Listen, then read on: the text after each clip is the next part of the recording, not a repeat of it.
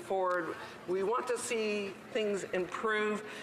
We are a little leery of the ability and the competence of this government to have gotten it right. Right in. Statements. The member, by the way, will have 4 minutes remaining following question period when the House next engages in this topic. Statements by members. Déclaration des députés. The honourable member for Vancouver Centre. Mr. Speaker, this year marks the 50th anniversary of MacDonald Detweiler, a BC company that launched Canada as a world leader in space, telecommunications, Earth observation, and robotics. In 1963, UBC engineers were able to map the ionosphere when NASA could not. Two of them began MDA, whose contributions to the aerospace sector have been groundbreaking. MDA robotic capabilities led to the invention of the Canadarm, the first ever in-space servicing system. Then they went on to develop Cassiopeia, the rapid up and down loading of massive data. Today, MDA is a global leader in space technology dedicated to a resilient, rich, and competitive industrial base across Canada. Happy 50th, MBA. As Canada recommits to space exploration, we know you will be there to boldly go where no one has gone before. The honourable member for Flamborough-Glanbrook. Mr. Speaker, every year I send out a survey to my constituents asking for their thoughts on important issues. In the spirit of Budget Day, I want to share some of what I've heard so far from this year's survey. The feedback was clear. 82% of surveys received back thus far expressed concern over deficits. 75% do not support Liberal carbon tax cash grab. But what's tough to hear is that over 71% say that life is less affordable today than it was 4 years ago. Mr. Speaker, middle-class families in Flamborough-Glanbrook and across this country are juggling mortgages and increased commuting costs. They're finding it harder and harder to make ends meet. It's clear to me what the people of Flamborough-Glanbrook don't want in the budget today. They don't want more deficits, they don't want more tax increases, and they don't want a carbon tax. The honourable member for Davenport. Mr. Speaker, last Friday I attended my first Fridays for Future rally in downtown Toronto. Fridays for Future is a movement that was started by 16-year-old Greta Thunberg, who skipped school to protest the lack of action on the climate crisis. This protest has turned into school strikes every Friday by youth across Europe and around the world, including here in Canada. In Toronto, over 200 youth and parents attended the rally to send a clear message. Canadians want action on climate change. I spoke about what our federal government is doing to tackle climate change, putting a price on pollution, historic investment in public transit, phasing out coal, transiting to 90% green energy by 2030, and investing $1.3 billion in biodiversity, among many other actions. Unlike the Conservative Party, who has no plan to fight climate change, we're taking action. As Greta says so eloquently, and yes, we do need hope, but the one thing we need more than hope is action. Once we start to act, hope is everywhere. So instead of looking for hope, look for action. Then and only then, hope will come. Thank you, Mr. Speaker. The honourable member for South Okanagan, West Kootenay. Mr. Speaker, the forest industry in BC has had some tough years recently. Beetles and forest fires have reduced the timber supply, so we must create more jobs for every tree we cut. But there was some good news out of British Columbia last week. First, Kalesnikov Lumber announced that they are building a mass timber plant in my riding at South Slocan to create cross-laminated timber panels and glulam beams. These components are at the center of a revolution in how the world is constructing buildings. Canada is leading the pack in North America in this technology with companies like Structurlam in Okanagan Falls, and now Kalesnikov will join those leaders. Secondly, the BC government announced changes to the provincial building code, allowing beautiful and safe mass timber buildings to be constructed up to 12 stories. These changes, along with those in my private member's bill, C-354, that encourage the use of environmentally friendly materials in building federal government infrastructure, will help keep the forest industry healthy. Thank you. The honourable member for Calgary Centre. In 2013, Calgary was devastated by a massive flood.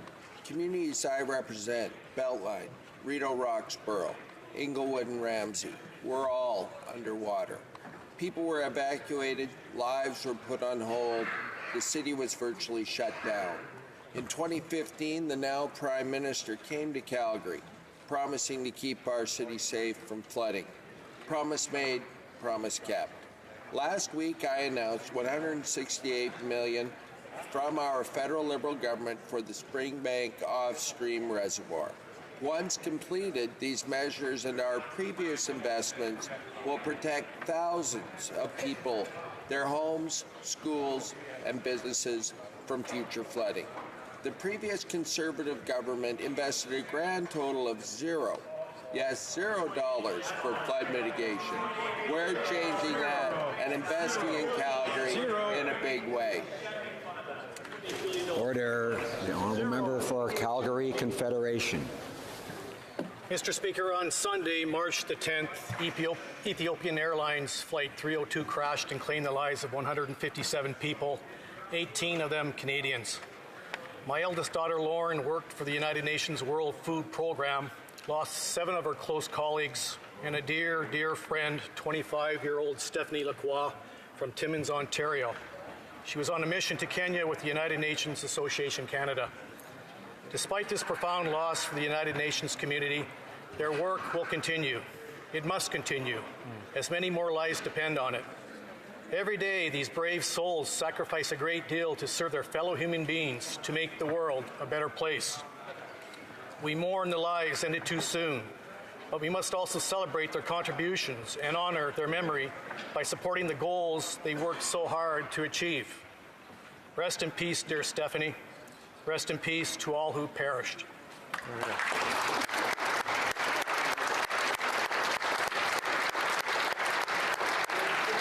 Member for Kingston and the Islands.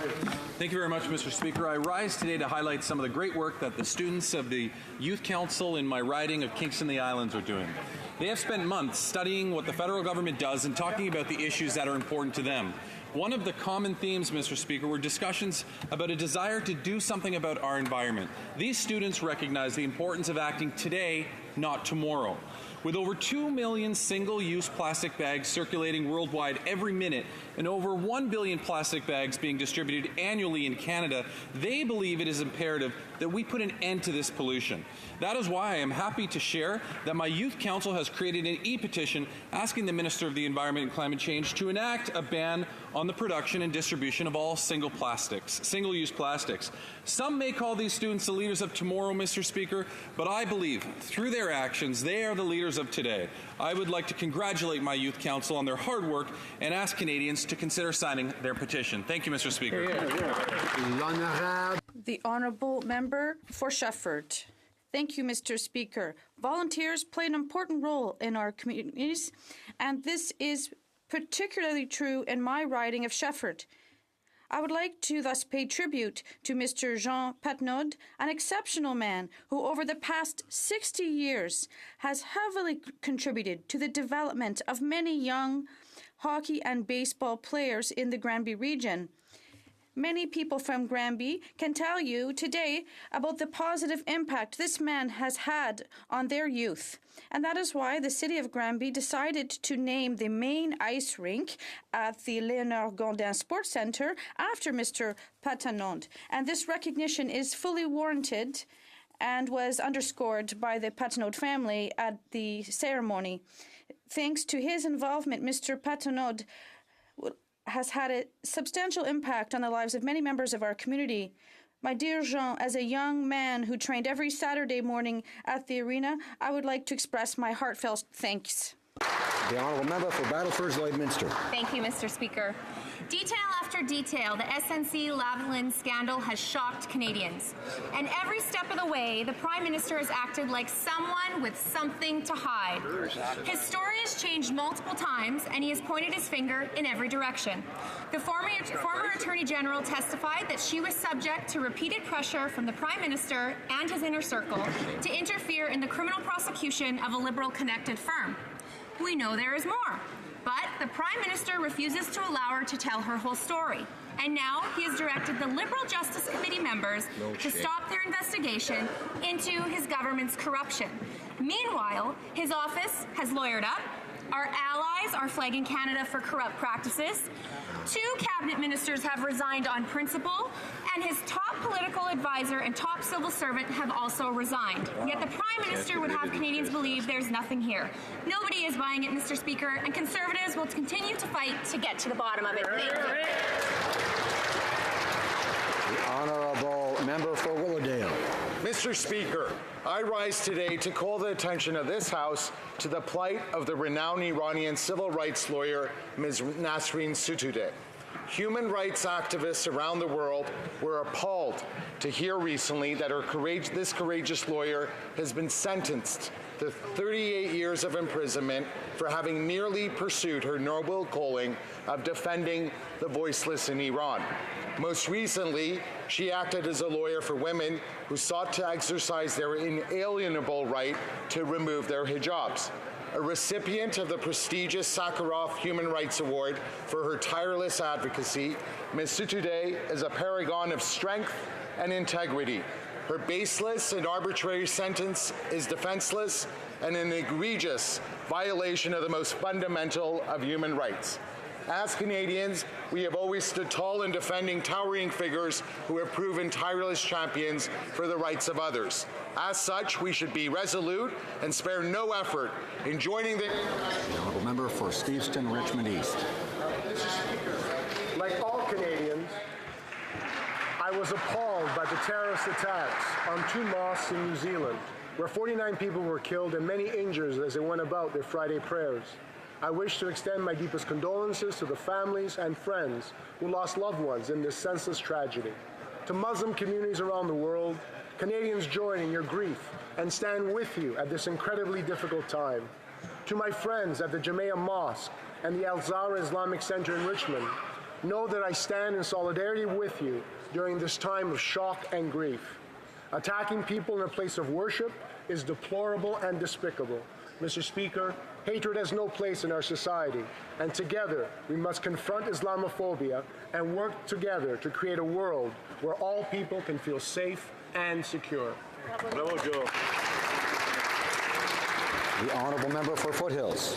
Mr. Speaker, the Prime Minister continues to cover up the worst elements of the SNC-Lavalin scandal. That's right. Gag orders, blaming whistleblowers, closed-door meetings, shutting down debate, and silencing key witnesses. Shameful. These are the actions of a man who absolutely has something to hide. Yes, he does. We have seen 4 high-level resignations already, 2 cabinet ministers, a principal secretary, and most recently the head of the public service. Unbelievable. This is evidence that the scandal is real and infests the highest level of this Liberal government. That's right. The Prime Minister is trying to distract Canadians today from his corruption with an election year budget. Canadians will not and are not going to buy it. Hear, hear. And certainly not when Anne McClellan, a cabinet minister during the Liberal ad scam scandal, is brought in to investigate her own Liberal friends. Wow. What is certain, Mr. Speaker, is the budget will not balance itself today, and Canadians will not be distracted by Liberal deficits and debt. That's right. Conservatives will not be intimidated. Canadians want us to get to the bottom of the SNC-Lavalin scandal, and that is exactly what we're going to do. The Honourable Member for Villemie, le Sud-Ouest, Île-des-Sœurs. This Sunday, I joined thousands of Montrealers, along with the Minister of Justice in my riding for the 196th Montreal St. Patrick's Day Parade. St. Patrick, of course, an immigrant and a slave who became the emblem of a country. This Montreal institution is the longest-running, uninterrupted St. Patrick's Day Parade in North America and has been held, without exception, every year since 1824. Le défilé reste. This popular parade, at its 196th edition, is an important celebration for the Quebec Irish community. This parade brings together thousands of Montrealers and visitors every year to celebrate one of the founding peoples of our city, a people that doubled the population in Montreal at the end of the 1840s, people who came over from Ireland during the famine. Montreal and the thousands of participants and the hundreds and volunteers who make this event a success year after year. Sláinte.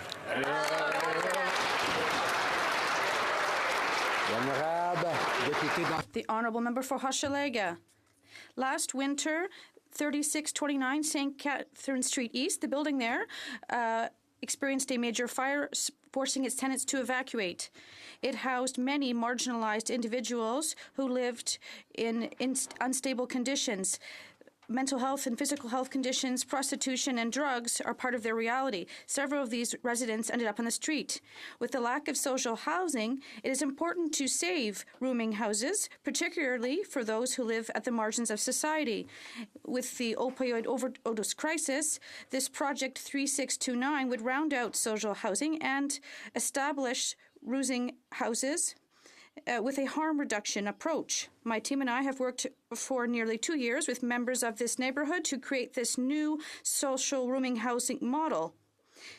I'm very proud of the HoC community, which is innovating once again, and I hope that the federal government will support us financially. Honourable Member for York Simcoe. Mr. Speaker, I would like to take this opportunity to thank the voters of York Simcoe for their support in electing me MP during our recent by-election. I am so grateful for their unwavering support from my family and friends, and for the hard work my campaign team accomplished as we knocked on thousands of doors, where my constituents told me what their concerns are. The hardworking people of Georgina, East Gwillimbury, Bradford, Georgina Island, and all across York Simcoe are clearly worried about this Liberal government's out-of-control spending and rising debt, and what it has meant for their children and their grandchildren's future. They are concerned that the carbon tax will make things more unaffordable for everyday life, and they are tired of ongoing government corruption and scandals. Mr. Speaker, the people of York Simcoe are tired of just getting by. Instead, they have chosen Conservative leadership to get ahead. And Mr. Speaker, I am on their side. Hear, hear!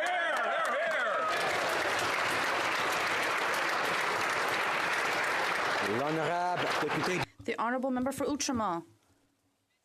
Thank you, Mr. Speaker. It is a great honour for me to rise as a member for Outremont. I would like to thank all those who elected me. I will assure you that I work very hard for you to represent you well. I'd also like to thank the Prime Minister and all the members of our caucus who went out to meet my constituents with me. Again, very soon. I must say that I am very privileged to represent such a diverse riding and work with so many different cultural communities. I will continue to fight discrimination and hate by working with you, by building bridges, and by standing up for the rights and freedoms that we all have. And like all of our constituents, I came here with a clear mandate. Get things done and focus on the real priorities of middle-class Canadians.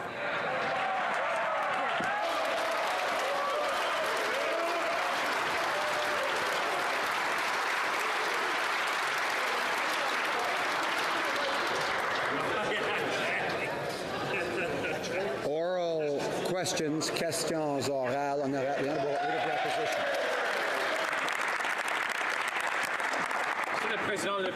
Mr. Speaker, the Prime Minister has appointed a former Liberal minister from the days of the sponsorship scandal to examine his own corruption scandal.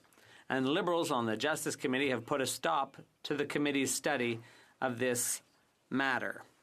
Not only is this an affront to democracy, it's an abuse of power and an attack on Parliament. All this to keep Canadians from hearing the truth. What is the Prime Minister trying to cover up? The Right Honourable Prime Minister. Mr. Speaker, I took responsibility for the erosion of trust between the former Attorney General and my office, and that is why it's important for the Justice Committee to be able to hear any evidence from any witness, and that is why we lifted solicitor-client privilege and cabinet confidence in an unprecedented move to allow the committee to study this matter. For 5 weeks, the committee has dealt with this matter, and the Ethics Commissioner continues to investigate. And this, the decision was always ultimately the Attorney General's to make. The Honourable Leader of the Opposition. That's just not true. They carefully limited what the former Attorney General was able to speak about. They prevent her from disclosing key information during the time after which she was fired as Attorney General and the day that she resigned. Now, what happened in that space of time that the Prime Minister is so desperate to hide? He has gone to great lengths to protect that information. What is he trying to hide? Right Honourable Prime Minister. Mr. Speaker, this government took the unprecedented step of waiving solicitor-client privilege and cabinet confidence so that the former Attorney General could speak fully to this matter before the committee. The matter before the committee was heard over the course of 5 weeks, heard multiple testimonies, and indeed the Ethics Commissioner is continuing his work on the matter. We have confidence in our committees. We have confidence in our offices of Parliament. We will continue to focus on what matters to Canadians. Order. I would ask the member for Leeds, Grenville, Thousand Islands, and Rideau Lakes and others to come to order and not to interrupt when someone else has the floor. Order. I have no trouble hearing the questions. I should be able to hear the answers equally well. The Honourable Leader of the Opposition. Well, Mr. Speaker, that's just not true. The former Attorney General was not able to speak fully about the events that happened. In fact, in a letter to her own constituents, she wrote, and I quote, "These matters are still unfolding and further clarity and information is needed." That's right. If the Prime Minister is so sure that he's done nothing wrong, then why won't he allow the former Attorney General to finish her story? Honourable Prime Minister. Mr. Speaker, we waived cabinet confidentiality and solicitor-client privilege so that the former Attorney General could speak fully to the matter that was being studied by committee. And that is exactly what happened. What's happening today, Mr. Speaker, is that the Conservatives are desperate to talk about anything other than the federal budget. They don't want to talk about the Canadian economy. And the reason is they have no plan for the Canadian economy. Their approach under Stephen Harper failed to trickle down any benefits to the middle class for 10 years, and we have created growth and benefits. The Honourable Leader of the Opposition. Well, Mr. Speaker, the Prime Minister is desperate to talk about anything other than the corruption scandal that has brought down 2 ministers, his principal advisor, and the clerk of the Privy Council. Canadians know that he's trying to hide something, and they know that the former Attorney General has more to say. At committee, she said that she was not at liberty due to confidences to discuss any of the matters that she now indicates that she would like to. The Deputy Leader of the Conservative Party asked if she was allowed to, would she come back, and she wrote, "I would be."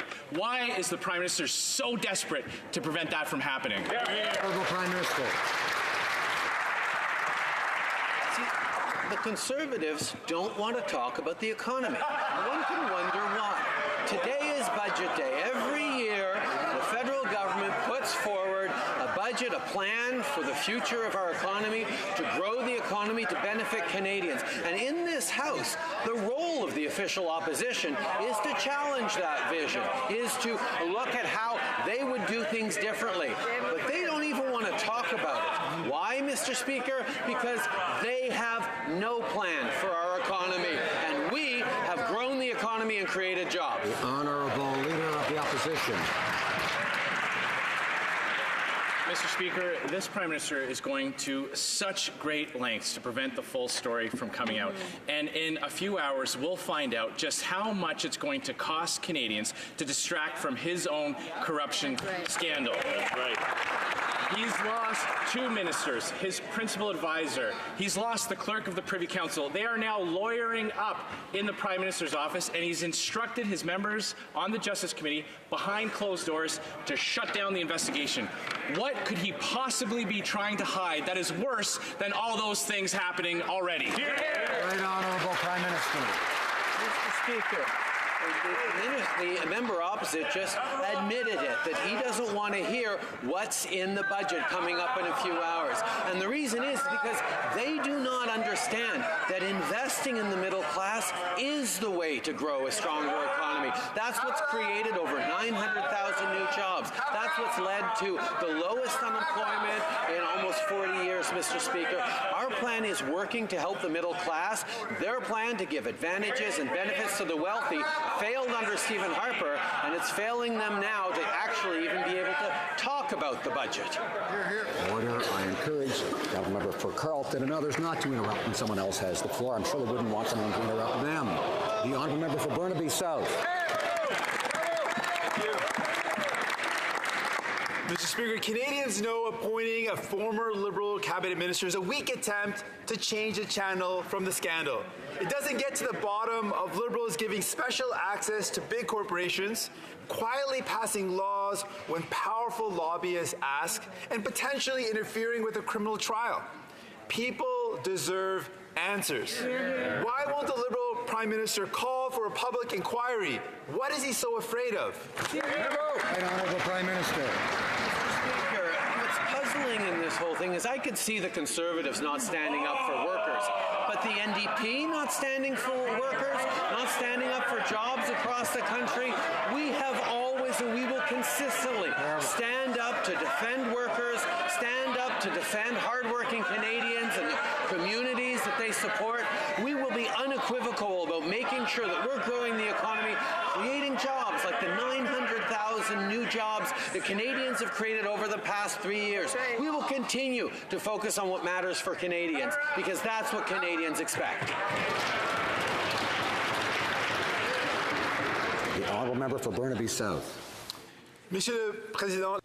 Mr. Speaker, the Prime Minister's interference scandal is taking quite a toll. In just 1 month, he has lost 2 ministers, his chief advisor, and now the clerk of the Privy Council. And he's lost the confidence of Canadians. And what's his proposed solution? A former Liberal minister who's a party fundraiser. How does the Prime Minister think that's going to restore Canadians' confidence? The Right Honourable Prime Minister. Instead of talking politics, the member should be focusing on what Canadians have gained in 3 years. We have created some 900,000 new jobs. We have raised 300,000 children out of poverty. We have helped raise 825,000 Canadians out of poverty because of the steps we've taken to help their families, their communities. We've restored their confidence in the future. We will continue to support workers and to invest in Canadians. That's what Canadians expect from us, and we will keep doing it. The Honourable Leader. Mr. Speaker, the Prime Minister owes people an explanation. The Prime Minister is in the middle of a political interference scandal, a scandal where the allegation is that the Prime Minister pushed legislation through the back door to help his rich cronies. How does he think that Canadians can have confidence in a former Liberal minister from the sponsorship scandal days to find the truth?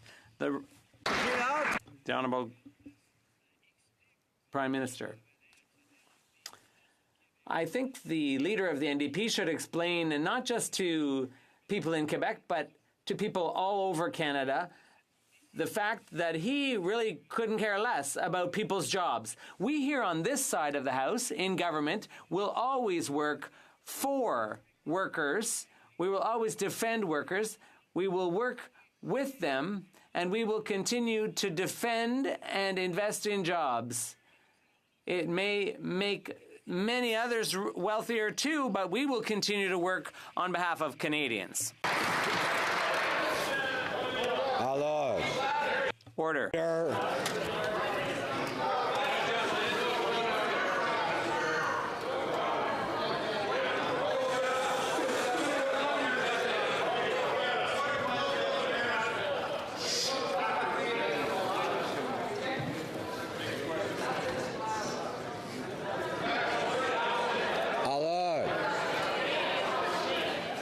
Order.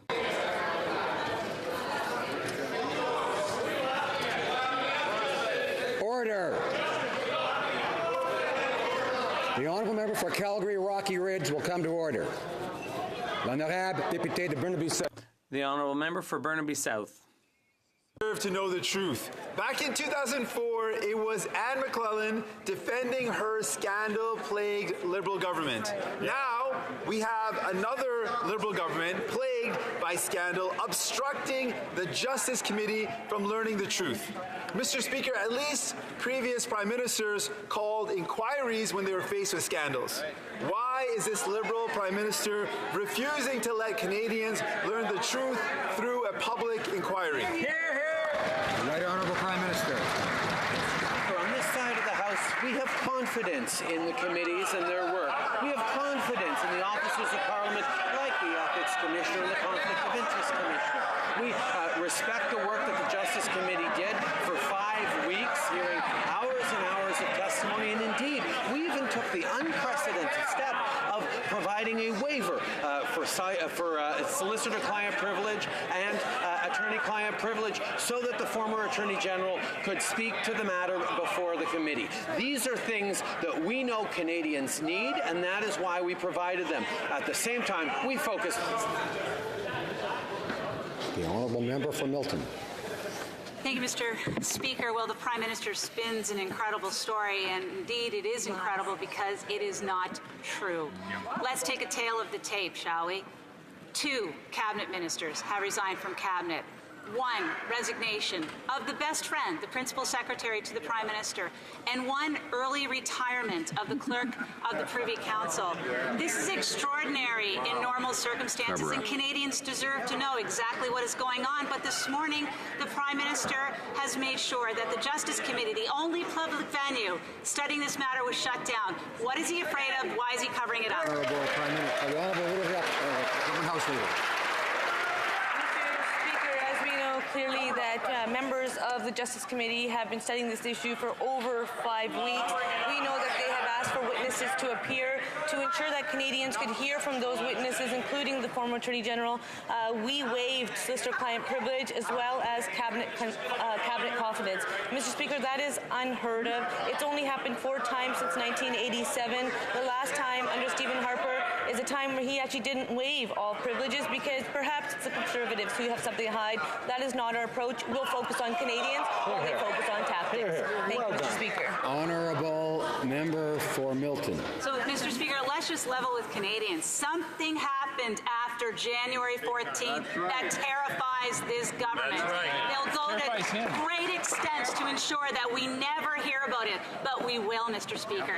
Truth comes out. The Minister of Global Affairs indicated that with respect to the concerns of the OECD, she was going to assure them by saying that the process was both robust and independent. How can the minister tell us today that after they shut down the Justice Committee that this is anything towards robust? Honourable Government House Leader. It's important that Canadians know that when it comes to our parliamentary committees, they actually work independently of this place. There's members of Parliament that are from all organized parties that sit within these committees, including the Justice Committee. When we had witnesses appearing, we saw that members of other parties were also able to present themselves and ask questions of witnesses. It's important that Canadians also know that there is the Office of the Conflict of Interest and Ethics Commissioner that's also looking into this matter, and the independence of the judicial system because there is an ongoing court case. Thank you, Mr. Speaker. L'honorable député de Charlesbourg. The honourable member for Charlesbourg, Haute-Saint-Charles. Mr. Speaker, the former Attorney General resigned from Cabinet because the Prime Minister's office was pressuring her into circumventing the law. The former president of the Treasury Board resigned because she had lost confidence, quote unquote. In addition, Gerald Butts and the clerk of the Privy Council have also resigned. Strange. But the Prime Minister says there's no corruption in the SNC-Lavalin affair. If that's true, why all the resignations? Why won't he let the former Attorney General speak her whole truth? Why not? The Honourable Government House Leader. Mr. Speaker, we know that the members on the Justice Committee have done their work. They sat for 5 weeks on this case. The Ethics Commissioner's office is still dealing with this matter. We know there are many ways in which this work will be done, but the Conservatives don't want to talk about the over 900,000 jobs that have been created since we took office. Thank you, Mr. Speaker. The Honourable Member for Charlesbourg, Haute-Saint-Charles.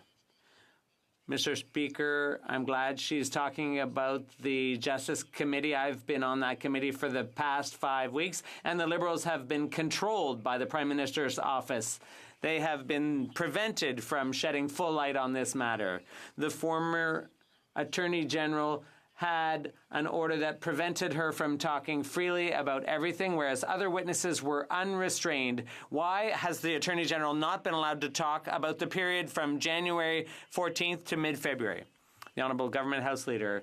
Mr. Speaker, we waived cabinet confidence and solicitor-client privilege so that the former Attorney General could share and give her evidence before the committee. I think that the member opposite knows from experience that it's their leader that gives orders to their members. But on our side, members can do their work properly, unfettered, and they will continue to do that work. Thank you, Mr. Speaker. Honourable Member for Chilliwack Hope. Liberals on the Justice Committee wrote in a letter last night saying, quote, as committee members, we have achieved our objectives with respect to these meetings. Well, I'll say they have, Mr. Speaker. The Liberal objective during this whole scandal has been to cover up for their Prime Minister's corruption. Not only will they not allow the Attorney General to fully tell her story, they're shutting down the entire investigation. What is the Prime Minister so afraid of that he's willing to sink to these depths to cover up his corruption? Honourable Government House Leader. It's clear that the member has a copy of that letter but does not respect the choice of those members. But we also do know that when it comes to the Conflict of Interest and Ethics Commissioner, that office is looking into this matter. We also know that there is an ongoing court case. But, Mr. Speaker, what is clear is that the Conservatives are covering up the fact that they don't have a plan. They don't want to talk about the 300,000 children that have been lifted out of poverty. They don't want to talk about the 900,000 jobs that have been created by Canadians since this government came into office, because we invest in Canadians rather than have the approach of austerity of the Conservatives. The Honourable Member for Chilliwack Hope. Mr. Speaker, the Prime Minister's corrupt actions on the SNC-Lavalin affair have created a Liberal government cesspool of chaos and cover-ups. The former Attorney General has resigned. The President of the Treasury Board has resigned. The Clerk of the Privy Council has resigned. The Prime Minister's closest advisor has resigned. Other than that, it's going really well, and there's nothing to see here, Mr. Speaker. Today, they've shut down the investigation. Why are they so afraid of Canadians getting to the truth of this Liberal corruption? The Honourable Government House Leader. Speaker, the Office of the Conflict of Interest and Ethics Commissioner is investigating this matter. We know that there is an ongoing court case. Mr. Speaker, on this side of the House, what we will focus on is Canadians. We know that Canadians have created 900,000 jobs since we took government. We know that 300,000 children have been lifted out of poverty. We know that over 800,000 Canadians have been lifted out of poverty. We know that there's 9 million Canadians whose income taxes have gone down since we lowered taxes on middle-class Canadians by increasing them on the wealthiest 1% of Canadians. Mr. Speaker, it's Canadians who send us here. That's who we focus on. Honourable Member for Essex. Mr. Speaker, this morning Liberal MPs on the Justice Committee shut down the study over the PMO's interference scandal for good. Their message is clear. Liberals don't believe that Canadians deserve to know what happened. Are they serious? The NDP strongly believes that Canadians deserve the truth. The former Attorney General wants to reappear before the committee and speak her whole truth. The Prime Minister is refusing to let this happen. The only way we will ever know the truth is through an independent public inquiry. Will the Prime Minister launch one now? Yes or no? Yes. Honourable Government House Leader. Justice Committee actually spent 5 weeks looking at this issue. They had witnesses appear throughout those 5 weeks. Every single meeting where witnesses appear were in public, because Canadians should get to hear. And to ensure that Canadians were able to hear, this Prime Minister waived solicitor-client privilege as well as cabinet confidence to ensure that the former Attorney General could speak. Mr. Speaker, Canadians should also know that the Office of the Conflict of Interest and Ethics Commissioner is investigating this matter. They should also know that there is an ongoing court case. We on this side have have respect and confidence in our institutions. Thank you, Mr. Speaker. Honourable Member for Essex. Two senior cabinet ministers, the chief advisor, and the most senior public servant in the country have resigned. But Liberals want us to think there's nothing to see here. The ethics commissioner's duties are limited, and investigating political interference isn't part of their job. Now that Liberal MPs have shut down the study at the Justice Committee, the only choice left is an independent public inquiry. Canadians want the truth. They deserve better than this. Will the Prime Minister allow an independent public inquiry into the interference scandal in his office? Yes or no? Honourable Government House Leader. The Justice Committee has looked at this matter. We know that the Conflict of Interest and Ethics Commissioner is investigating this matter. We also know that there is an ongoing court case. But let's talk about some numbers, Mr. Speaker. Over 900,000 jobs have been created by Canadians because of investments that this government made. 300,000 children have been lifted out of poverty because of the Canada Child Benefit. 9 million Canadians' income taxes went down because we lowered taxes on middle-class Canadians by increasing them on the wealthiest 1% of Canadians. 900,000 seniors are benefiting from the GIS increase, all measures that the NDP voted against. Thank you, Mr. Speaker. The Honourable Member for Durham. Mr. Speaker, my question is for the Foreign Minister. Canada's reputation on the world stage is in tatters. It's so bad that the OECD is investigating the Prime Minister's conduct in the SNC Lavalin matter. The Minister promised the OECD that there would be an independent investigation into SNC, but today the Minister's Liberal colleagues killed that investigation at the Justice Committee. How does that Minister feel when the Prime Minister throws her under the bus at the OECD? Honourable Minister of Foreign Affairs. Mr. Speaker, the rules-based international order and the multilateral institutions that underpin it are absolutely essential for the pursuit of the Canadian national interest in the world. That is why we are cooperating fully with the OECD in their work on this issue, and I have instructed my department and my staff to do so. The Honourable Order. The Honourable Member for Durham. Mr. Speaker, the Minister can't have it both ways. She can't tell the OECD that they're cooperating on an independent investigation while her own colleagues are killing the investigation at the Justice Committee. That Minister knows that this type of conduct is more likely in Venezuela or in Russia, not in Canada. Will this Minister remain silent while her Prime Minister and her own colleagues are abusing the rule of law? Honourable Minister.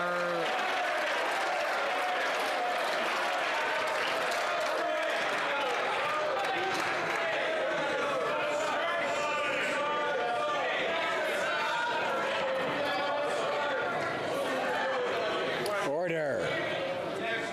The Honourable Minister of Foreign Affairs.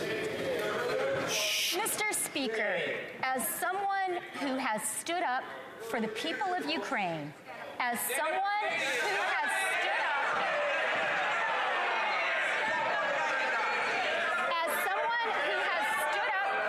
for the Crimean Tatars, as someone who has stood up for the people of Venezuela, let me say it is...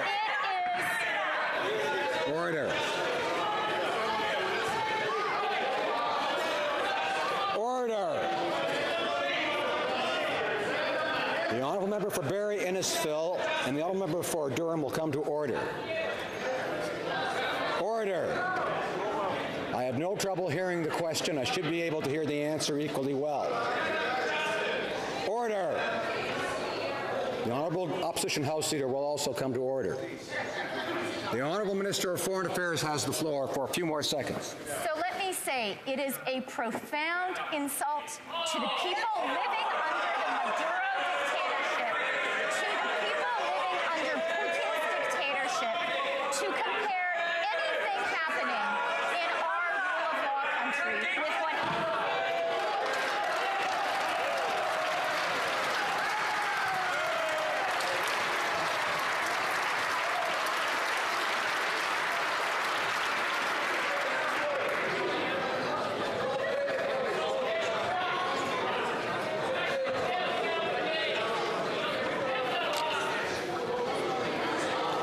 would be one fewer question. Order.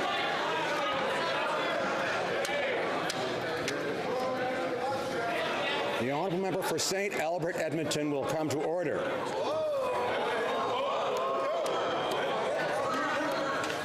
L'honorable député. The honourable member for Bellechasse-les-Etchemins-Lévis. Yes, Mr. Speaker, Canada is back on the international stage with a Liberal scandal. 4 resignations in under 3 months. It's a record. A British newspaper, The Guardian, says that this Liberal scandal is quite a spectacle. And the former Attorney General says the matter is serious and some questions remain unanswered. Why is the Prime Minister so determined to silence her? What is he covering up?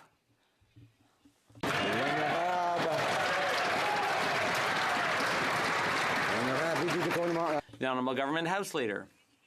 Mr. Speaker, we waived solicitor-client privilege and cabinet confidence so that the former Attorney General could share her evidence with the committee. The members of that committee asked to hear from a number of witnesses.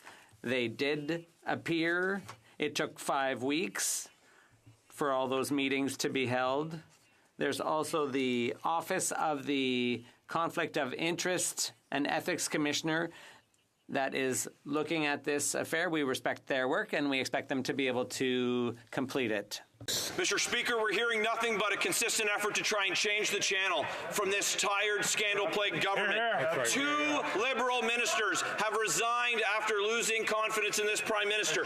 His top advisor and best friend resigned. Now the clerk of the Privy Council resigned. Not surprisingly, the Justice Committee, led by the PMO, shut down the investigation. The Prime Minister still denies any wrongdoing, but he's lawyered up and appointed an ad scam era Liberal to convince Canadians to trust him.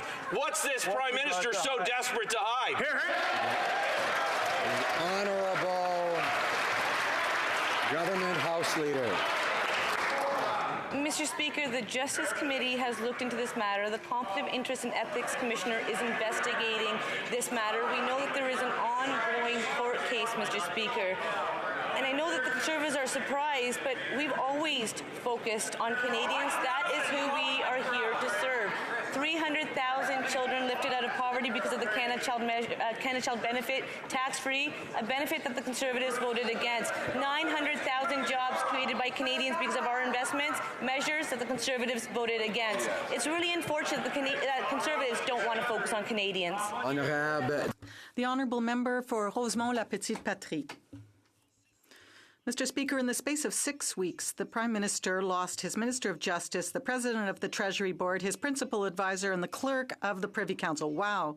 So now he's hitting the panic button, and he's calling for help. And who picks up the phone? A former Liberal minister, a Liberal who sat at the cabinet table during the sponsorship scandal, a Liberal who was in cabinet when SNC-Lavalin was giving illegal Liberal donations to the party, a Liberal who next week will be fundraising for the Liberal Party. Mr. Speaker, does the Prime Minister think we're fools? The Honourable Government House Leader. Mr. Speaker, the Ethics Commissioner is looking into this, and we will allow him to do his work. We respect his work. We know that the Justice Committee also did their work. Now, I understand why the Conservatives don't want to speak about Canadians. I mean, the NDP are even sharing their notes too. But since we were elected, more than 900,000 jobs were created for Canadians.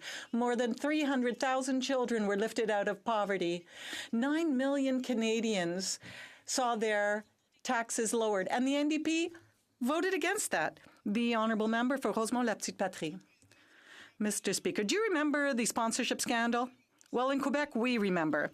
Basically, it wasn't complicated. It went like this. You can never do too much for the Liberal Party, friends, and you can change all the rules if it's for the Liberal Party. And today, once again, the same thing is happening. They are desperate to repair broken trust. And so the Prime Minister is calling a Liberal who was deputy leader when Paul Martin was dealing with Gaddafi for his executive friends in SNC. What are the Liberals so afraid of? Why are they refusing to have a public inquiry to get at the truth? The Honourable Government House Leader. Mr. Speaker, the members of the Justice Committee considered this case. We know that the Ethics Commissioner is also considering this. We trust our institutions. But, Mr. Speaker, do you remember a time when the NDP was asking relevant questions? Well, we on this side of the House deal with relevant issues for Canadians. We are concerned about their problems, but obviously the NDP is continuing to vote against steps that help with housing, help with Canadians, help with children. For St. John's East, order. Mr. Speaker, 3 years ago, recognizing that Atlantic Canada is on the leading edge of a demographic challenge that will create challenges for economic growth across the entire country, our government announced the Atlantic Immigration Pilot. Part of the Atlantic Growth Strategy, the Atlantic Immigration Pilot provides the tools and framework that employers need to settle talented employees and their families in Atlantic Canada. Can the minister explain how recent changes to the Atlantic Immigration Pilot will continue to strengthen our economic growth? For Minister of Immigration. Thank you, Mr. Speaker. I want to thank the member for his strong advocacy for Atlantic Canada. On a recent visit to the region, I saw firsthand how the Atlantic Immigration Pilot Program is literally fueling the economic growth in that part of Canada. And that is why, after listening very carefully to Atlantic Canadians, we've extended the Atlantic Immigration Pilot Program by a further 2 years. That will enable us to allow more international graduates to settle and live in Atlantic Canada, attract more internationally trained nurses to practice in Atlantic Canada. Mr. Speaker, unlike the party opposite, on this side of the House... The Honourable Member for Beauport, Côte-de-Beaupré, Île d'Orléans, Charlevoix. Mr. Speaker, Canadians do not like corruption. 4 people have left the PM's close entourage since last January, and he continues to say that nothing happened. Yet the former Attorney General says the opposite.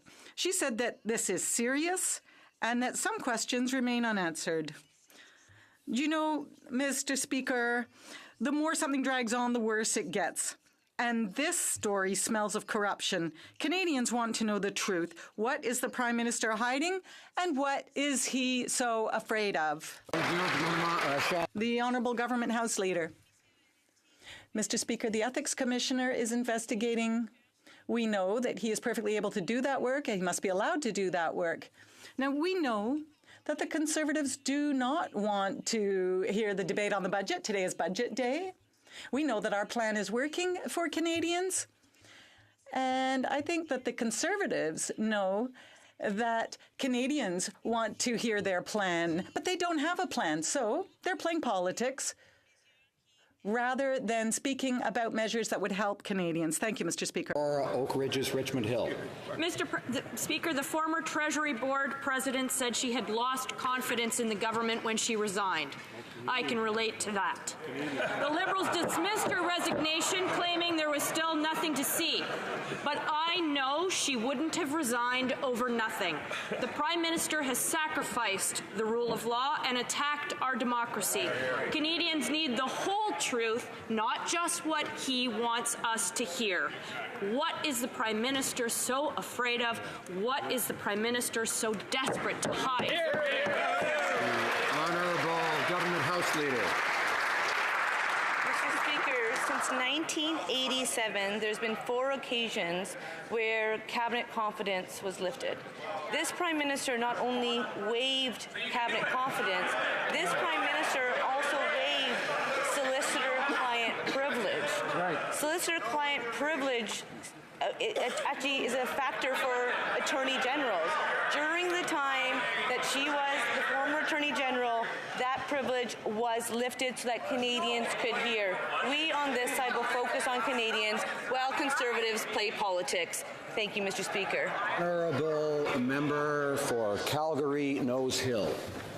Today we learned that SNC-Lavalin bought a $38 million yacht for the son of Muammar Gaddafi in exchange for contracts. I want to go back to this issue with the OECD. The Foreign Affairs Minister watched two of her colleagues resign on principle to stand against the Prime Minister and his role in this greasy scandal. Why is she letting herself be used on the international stage for this abrogation of Canadian democracy?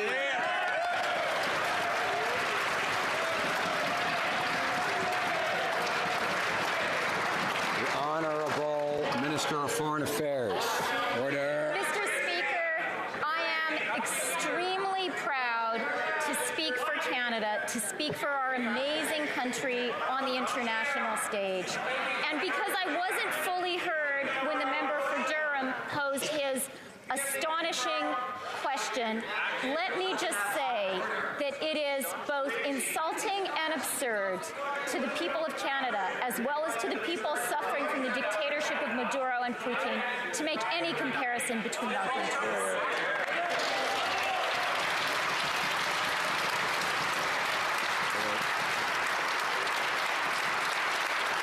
Honourable Member for Calgary Nose Hill.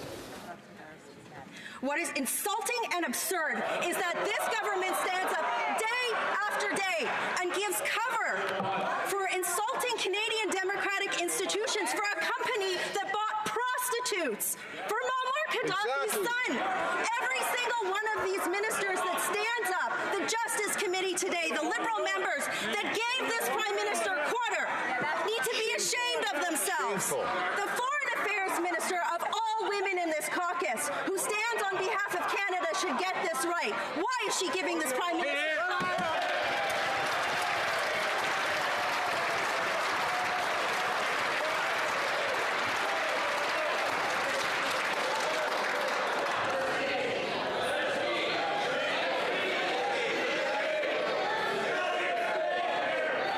Order. The Honourable Minister of Foreign Affairs. Mr. Speaker, since the member has spoken about women and foreign affairs, let me talk about what our government is doing to advance the rights of women in the world. Let me talk about what we are doing to stand up for women's rights activists in Saudi Arabia. Let me talk about what we are doing to stand up for reproductive health and access to reproductive health services for all the women in Canada and the world.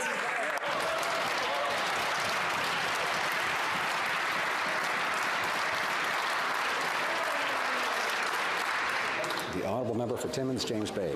It was just a few days ago the Prime Minister's office promised the anti-bribery unit of the OECD that the Liberals would host, quote, robust hearings into the allegations of the former Attorney General, and today they shut those hearings down to keep the former Attorney General from speaking. And to change the channel, the Prime Minister is bringing back Sheila Kopp's old seatmate from the sponsorship scandal, Anne McLeod, who's presently raising money for the Liberal Party. You can't appoint someone who's raising cash for the Liberals to reassure Canadians that Liberals aren't breaking the law. Doesn't the Prime Minister understand this? Who's giving him his advice these days? The Honourable Government House Leader.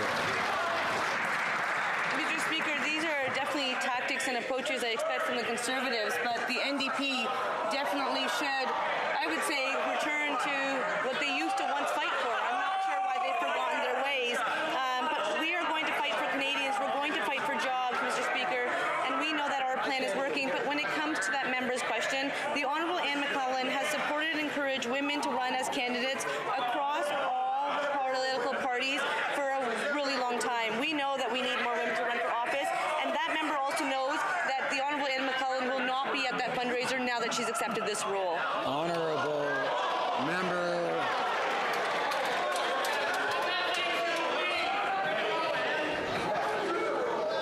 The order.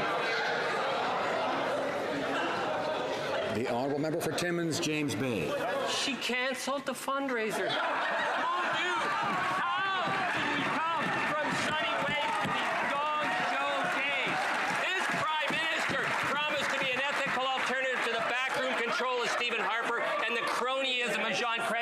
And he's proven to be the worst of both. And he's burning through his credibility here by trying to shut down the investigation into SNC. So let's put it simple. This is about leadership. This is about integrity. This is about the rule of law. Doesn't the Prime Minister understand that, or does he just not care? The Honourable Government House Leader. Speaker, that question and the preamble prior to it was entirely misleading, Mr. Speaker. The Honourable Anne McClellan was attending an event. She will no longer be attending that event now that she's taken on.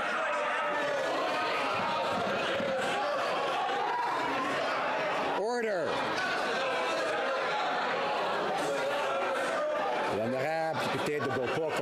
The honourable member for Beauport Côte de Beaupré, come to order. Come to order. We need to hear both the questions and the answers. Let's show a little respect for each other here and for this place. Order. Order. The honourable member for Calgary Signal Hill will come to order. Order.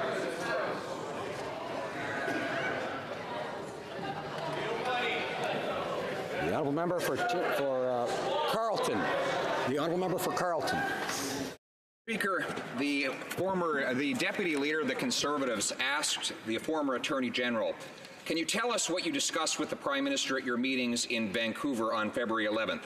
Answer, I cannot. Can you tell us what was discussed with the Cabinet on February 19th? Answer, I cannot.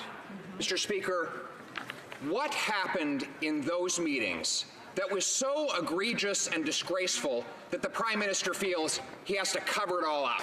The Honourable Government House Leader. Speaker, the Justice Committee has looked into this matter. The Conflict of Interest and Ethics Commissioner is investigating this matter. There is an ongoing court case, Mr. Speaker.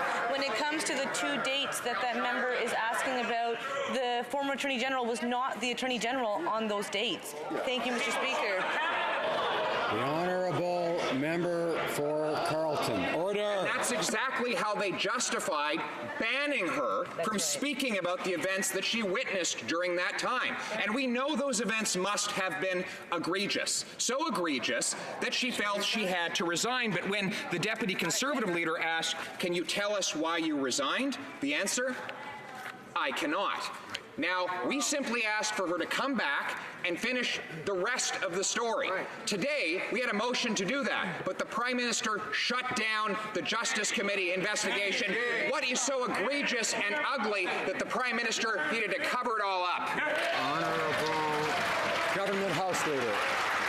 Speaker, the matter before the Justice Committee was in regards to her time as Attorney General. So the Prime Minister waived solicitor-client privilege for her time as Attorney General. The Prime Minister waived cabinet confidence for her time as the Attorney General. That's exactly what took place. But the member basically is on a fishing trip. Then the member can choose to play their politics of division and what they do, but we'll focus on Canadians. We're going to focus on the 300,000 children that have been lifted out of poverty, and we're hoping that even more are with our plan. Yes. Thank you. The honourable member for Carleton. When the Globe and Mail first reported about this scandal, the Prime Minister said it was all a lie. That's right. And he said proof is that his Attorney General was still in Cabinet. Yeah. Right. Well, the next day, she resigned. And then he said, oh, I'm disappointed in her. That's just her problem. Yeah. And then his Treasury Board president resigned. And then he said, well, that's just the two of them. But then the head of the entire public service resigned.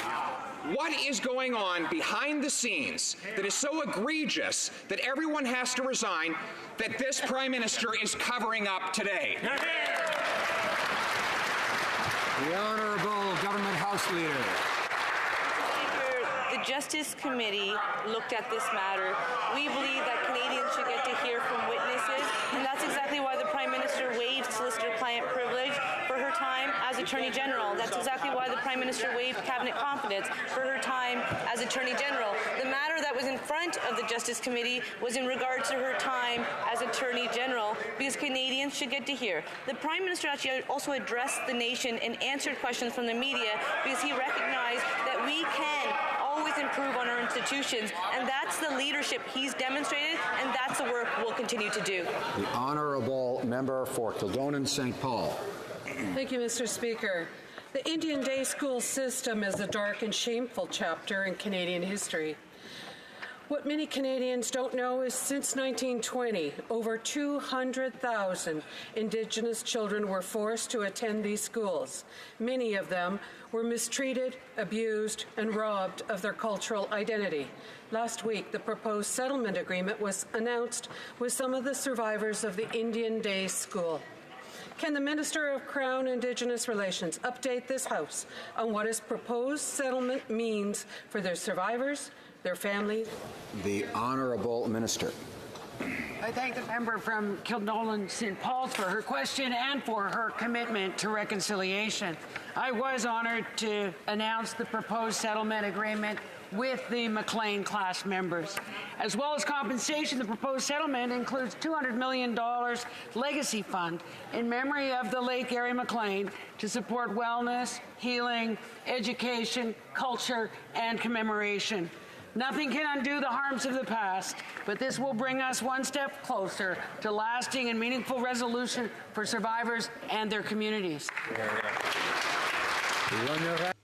The Honourable Member for Montmagny-Lillet, Kamouraska, Rivière-du-Loup. Mr. Speaker, the former Attorney General wants to speak because this is a serious matter and some questions have not been answered. The Liberals sitting on the Justice Committee, a so-called independent committee, have been using tactics under the Prime Minister's orders to prevent her from speaking. Canadians who are asking for answers are going to have to settle with a sham of an inquiry led by a former deputy leader, Liberal deputy leader. What a joke. What is it that the Liberals are trying to hide? The Honourable Government House Leader, Mr. Speaker, the members sitting on the Justice Committee did their work. The Prime Minister waived solicitor-client privilege and cabinet confidence for the period of time when she was Attorney General. That's what the committee considered. And that's exactly why the Prime Minister waived those two types of confidences. Now, we can see that the Conservatives don't really want to talk about the 300,000 children who have been lifted out of poverty. They don't want to talk. The Honourable Member for Berthier-Masquinongé. Thank you, Mr. Speaker. When friends of the Liberals ask for something, well, they get a new law through the back door, several meetings, and pressure to change the mind of the former Attorney General. But our dairy producers in our regions get nothing. Furthermore, our food sovereignty was sacrificed in the 3 free trade agreements signed by the Liberal government. Why are the Liberals spending all their time working for their own interest rather than working for dairy producers and regions in Quebec? The Honourable Parliamentary Secretary to the Minister of Agriculture. Mr. Speaker, our country has stood up for supply management. The Americans wanted to dismantle it. We are currently working with processors, dairy producers, poultry producers in order to find the best way to fully and fairly support them so that they will be able to innovate, prosper, and be ready for future generations. We continue to stand up for supply management, for our producers, for processors, and for rural communities. The Honourable Member for Brome-Missisquoi. Thank you, Mr. Speaker. Everybody knows how committed I am to the environment. Our drinking water supply and water treatment networks are essential for the health and sustainability of our communities. Our government has made investments that will enable municipalities to maintain their facilities and access sufficient funding for their needs. Will the Minister of Infrastructure and Communities update the House on this government's recent investments in water facilities in Quebec municipalities? The Honourable Minister. Thank you, Mr. Speaker, and I'd like to begin by thanking the member for Brome-Missisquoi for his question and for his excellent work. I was recently in Bécancour to announce a joint investment with the province of $4.6 million to replace the current wastewater treatment system and to build a new pump station in Sainte-Eulalie. These are vital investments in Quebec and in Canada to build more sustainable and green communities and to prepare them for future growth. Mr. Speaker, we have plans for our regions, and we will continue to improve the quality of the lives of Canadians throughout the country. Thank you. Barry Innisfil. In about an hour, the Liberals are going to try to flip the switch on this scandal, but there's no way to overstate how the level of corruption and the state of the cover-up caused by the actions of the Prime Minister and his office have created a crisis of confidence. This morning, that crisis of confidence in the ability for the institution of Parliament to do its job peaked when the Liberals shut down the committee. Clearly, the Attorney General has more to say and wants to, but the Prime Minister is controlling her by not letting her speak again. What's the Prime Minister so afraid of, and what is he desperately trying to cover up? Honourable Government House Leader. Mr. Speaker, I have to say finally a question on the budget. The Conservatives said the word budget on Budget Day. Mr. Speaker, we're hoping so that today's budget will get to continue to build on the plan that we have been fighting for to make sure that Canadians are better off today than when we took office 3.5 years ago, Mr. Speaker. 300,000 children lifted out of poverty because of Canada Child Benefit, a tax-free measure that helps families with children that need it the most. Canadians created 900,000 jobs because of our investments. Today, small businesses have the lowest small business tax rate at 9%, all measures that the Conservatives voted in. The Honourable Member for Terrebonne. Mr. Speaker, Francophones are not being respected by this government. The proof? The treatment of Francophones in our armed forces. There are specialized courses that lead to promotion, including in intelligence and special forces, but they're only available in English. If they want to be promoted and specialize, Francophone members have to often abandon their own language and work in English. What is the government waiting to respect our military women and men and provide their training in French? The Honourable Minister of Official Languages. Thank you very much. Mr. Speaker, it gives me great pleasure to answer my colleague on the fair treatment of Francophones in our armed forces. I'd like to remind him that we reinvested in the Military College of Saint-Jean in order to ensure that our armed forces members would have access to training, whereas that training had been prevented by the former Conservative government. So once again, we are showing our leadership in this country, contrary to the former Conservative government. We will be protecting Francophones in this country. The Honourable Member for Terrebonne.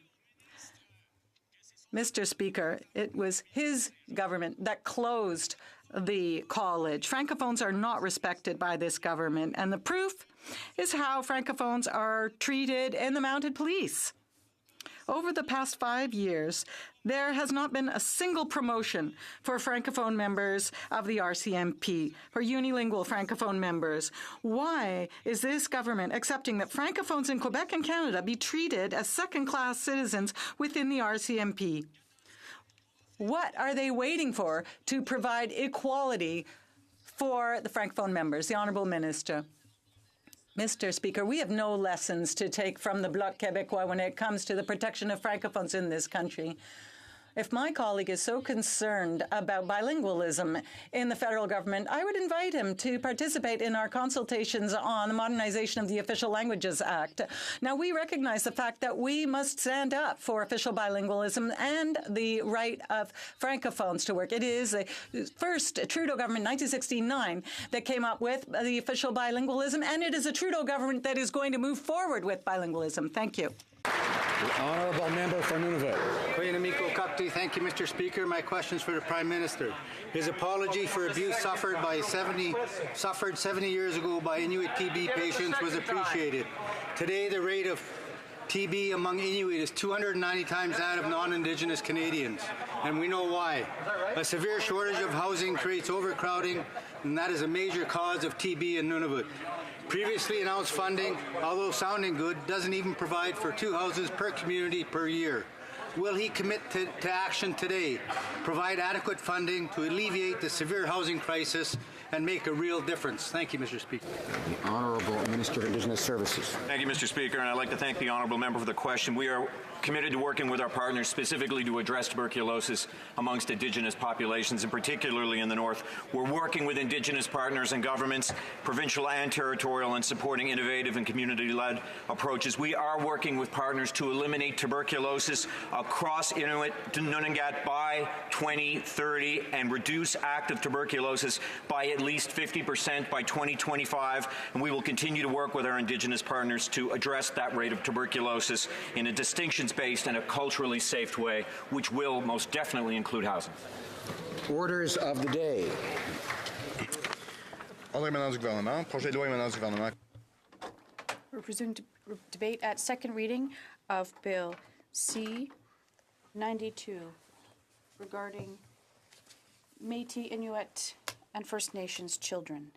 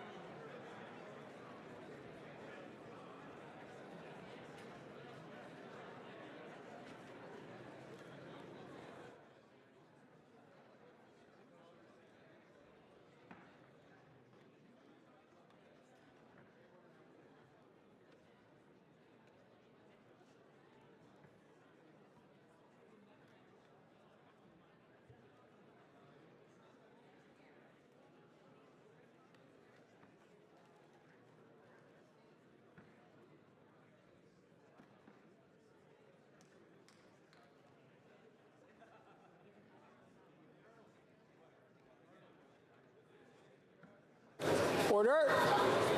Order. If you can hear my voice, please say shh. There we go. We're almost there. Perfect. Good. Resuming debate, the Honourable Member for Kamloops Thompson Caribou has 4 minutes coming to her, and then we'll go to questions. So thank you, Mr. Speaker. And of course, it's always a bit of a challenge to do 16 minutes and then 4 minutes. But what I think I would be best to use my last 4 minutes for is to do a bit of a summary in terms of what my comments were prior to question period. And I think, first of all, I think we all need to recognize in this House the tragedy of too many children in care, the disproportionate number of children in care, and how government policies of the past have impacted what's happening today. We also talked about how there's been a bit of an evolution, hopefully that's been in a positive way, in terms of,